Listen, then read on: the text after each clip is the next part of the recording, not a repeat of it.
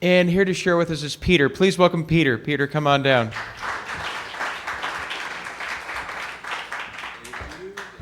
Thank you. I'm actually really nervous to be up here. That's why I'm not making any eye contact. And but the reason why I came up is because well, Amy didn't book a lot of travel for me because I didn't work as much as the rest of these motherfuckers.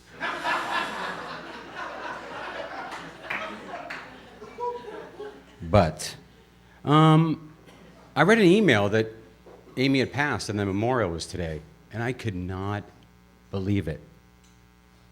I didn't even know she was sick, and I've known Amy for like 20 years, and I know she was sick, and I know her casually. I knew her. I wasn't best friends like a lot of people here, but I knew her, and I could not believe I didn't even know she was sick. And the reason why I decided to come up and say something right now is because the first overwhelming feeling I had, besides like a tremendous amount of sadness, was that I never told her how much she meant to me, ever. It was always implied, talking to her. She knew, and I knew.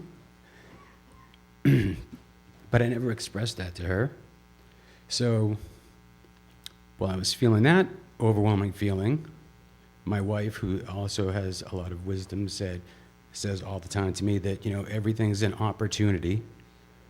So I thought, what is the opportunity right now, feeling so shitty and disappointed and sad that I didn't thank somebody for being really kind to me so many times?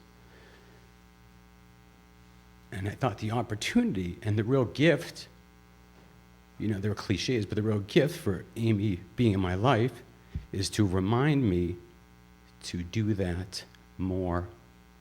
So I have tried to do that more since I found out that Amy passed. And so I want to thank her family, and I share the same feelings everybody else has about missing Amy. So thank you.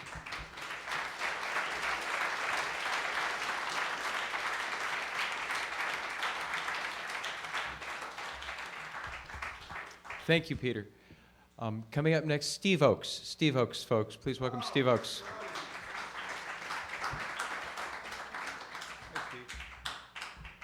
So strange this is so surreal. This is so bizarre.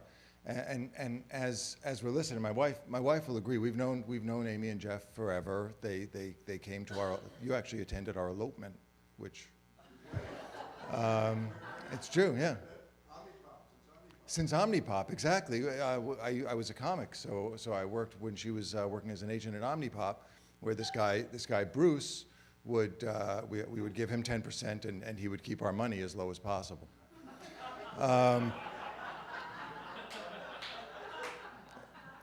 But what's strange is, as I'm listening to everybody tonight, I'm listening to all Ice House, a lot of Ice House stories, and I worked here a couple of times, but I was not really an Ice House guy, so I don't really. Like, I'm hearing about, like, Esteban was talking about, like, you know, her leading this place, like it's leading into battle, and I'm hearing all these things, and it's like a different person. I don't really know her like that. Like, we know you guys from hanging out and having dinner, and one of the interesting things is that has not been mentioned yet is that she could cook her ass off. She was an amazing cook.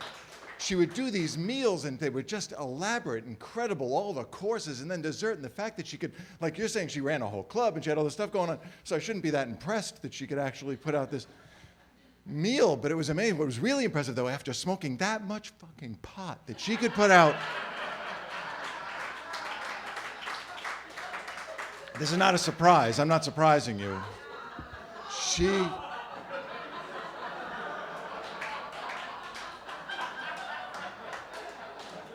Your daughter smoked a lot of pot. A ton of pot. And I still will not smoke pot without thinking of her for the rest of my life. She also taught me a lot about pot, you know, in a way. Because, like you guys would go to Mexico, and she would bring pot. And I go, you're bringing pot to Mexico? You're changing countries. You don't bring pot when you're changing countries. She said, she would say, like, well, they don't look on the way in. Yeah, just don't bring it back.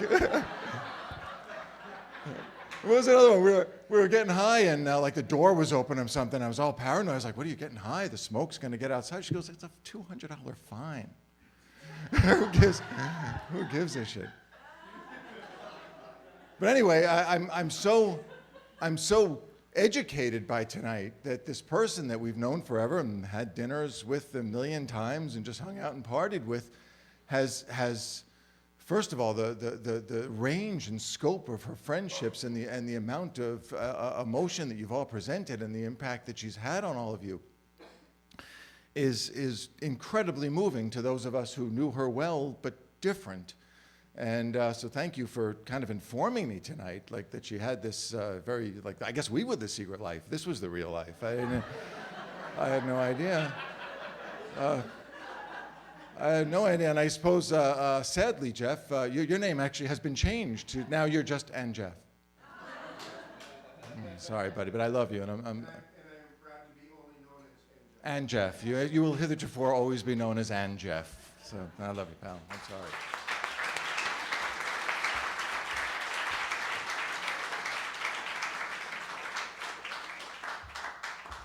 Another big hand for Steve. You're finding things out about your daughter.